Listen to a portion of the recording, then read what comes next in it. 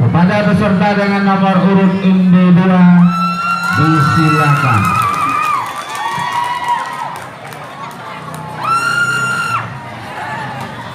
Assalamualaikum warahmatullahi wabarakatuh. Waalaikumsalam warahmatullahi wabarakatuh. Hadirnya saya di sini, saya akan menyampaikan sebuah dongeng yang berjudul Batu Menangis. Pada zaman dahulu kala, hiduplah seorang ibu dengan anak perempuannya yang bernama Darmi. Ayah Darmi sudah meninggal saat Darmi masih kecil. Dahulu mereka hidup berkecukupan. Namun setelah ayahnya meninggal, ibu Darmi harus bekerja keras di ladang demi hidup mereka. Karena setiap hari bekerja di ladang, kulit ibu Darmi jadi kian gelap.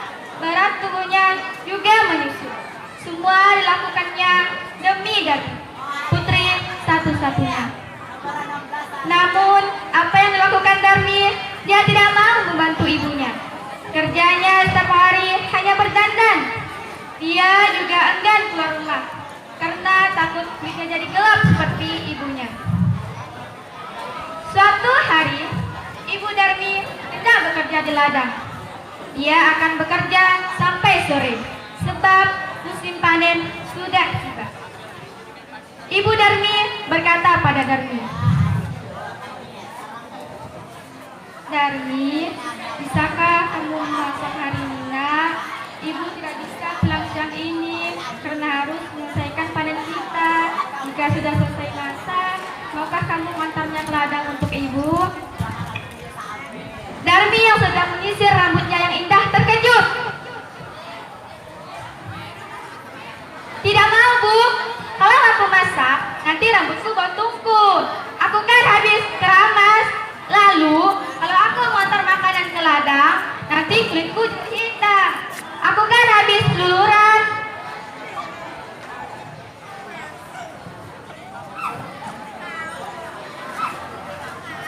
Ibu Darmi hanya menggeleng-gelengkan kepala sedih.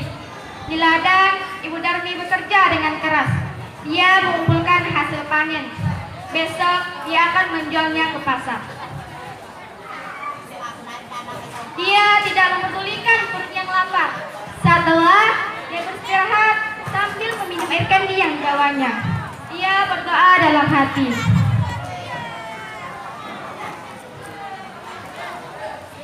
"Ya Tuhan, tolong kami, ubahlah sikap anakku, lepaskan dia dari sifat malasnya." Setelah pulang dari ladang, Ibu Darmi pulang ke rumah. Betapa terkejutnya, di sana tak ada makanan yang bisa dimakan. Darmi sama sekali tidak memasak. Darmi yang melihat ibunya pulang malah marah-marah. "Ibu ini kemana saja sih?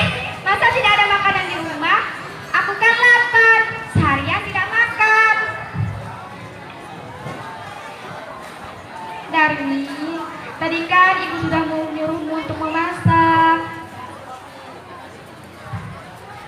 "Aku tidak mau, Bu." "Hah!" Darmi meninggalkan ibunya yang kelaparan dan juga lelah.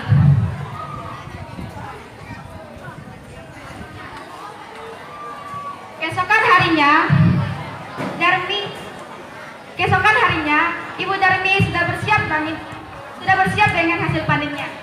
Dia akan pergi ke pasar. "Darmi, ikutlah ibu ke pasar, nak. Ibu membutuhkanmu untuk membawa hasil ladang kita." "Ah, gak mau, Bu. Nanti kulitku kotor. Apalagi pasar kan becek. Aduh, aku gak bisa membayangkan kulitku yang bersih ikutan kotor." Akhirnya ibunya ke pasar sendiri dengan membawa hasil ladang itu. Sorenya, Ibu Darmi membawa uang hasil panen. Tidak terlalu banyak, hanya cukup untuk membeli benih dan makan beberapa hari. Darmi yang melihat ibunya sedang menghitung uang segera mendekati ibunya.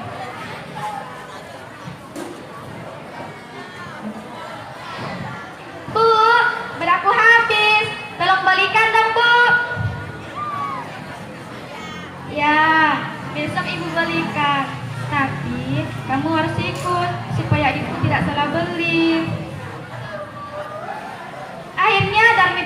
terpaksa ikut ibunya pergi ke pasar. Tapi Darmi berbisik kepada ibunya, "Bu, nanti kita jalannya jangan berdampingan. Ibu di belakangku saja." "Kenapa, Darmi?" "Pokoknya ibu jalan di belakangku." Darmi sebenarnya malu berjalan bersama ibunya yang berkulit gelap dan wajah yang tak terawat. Tiba-tiba di tengah jalan ada seorang teman Darmi yang menghampiri dan bertanya, "Hai Darmi, kamu mau kemana?" "Aku mau ke pasar." Teman Darmi melihat ibu Darmi dengan pandangan bertanya, "Ya, siapa Darmi? Ibumu ya?" Darmi yang tak ingin temannya tahu jika dia punya ibu yang kotor dan jelek segera menjawab, "Oh, dia pembantuku. Tentu saja bukan ibuku." "Ih, amit-amit deh." Betapa sedih saat ibu Darmi mendengarnya, namun hanya ditahan dalam hati. Mereka melanjutkan perjalanan. Lagi-lagi Darmi bertemu dengan temannya yang lain. "Darmi, kamu mau kemana?" "Aku mau ke pasar." "Ngomong-ngomong, siapa yang ada di belakangmu? Apa dia ibumu?" "Bukan, dia bukan ibuku. Dia pembantuku." Sungguh hati ibu Darmi semakin sedih. Begitu tega anaknya mengakui dirinya sebagai pembantu. Namun, suka tenaga dia berusaha menahannya. Sampailah Darmi dan ibunya di pintu pasar. Saat mereka akan memasuki pasar, lagi-lagi Darmi bertemu dengan temannya yang lain.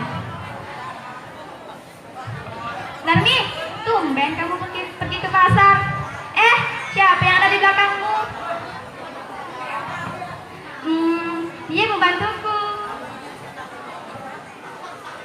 Ibu Darmi tak kuasa menahan air matanya. Dia sudah tak tahan lagi, maka dia pun berdoa dalam hati,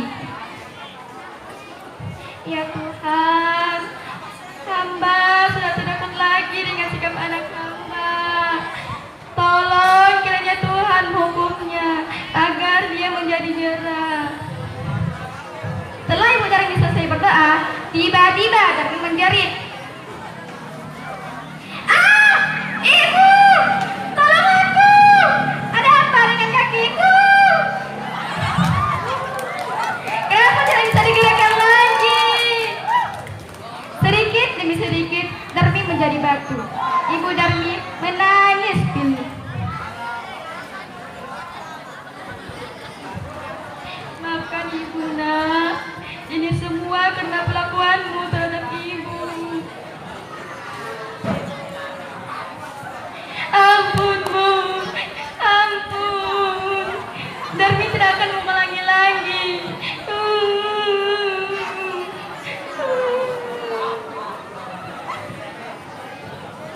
Darmi merintih sambil menangis meminta ampun ibunya. "Sayang, semua tak bisa kembali." Darmi tetap menjadi batu. Dia harus menanggung hukuman karena telah durhaka terhadap ibunya yang sudah merawat dan membesarnya hingga dia besar. Batu itu akhirnya dipinggirkan orang-orang dan disandarkan di tepi. Hingga sekarang, batu itu masih ada di Kalimantan Barat.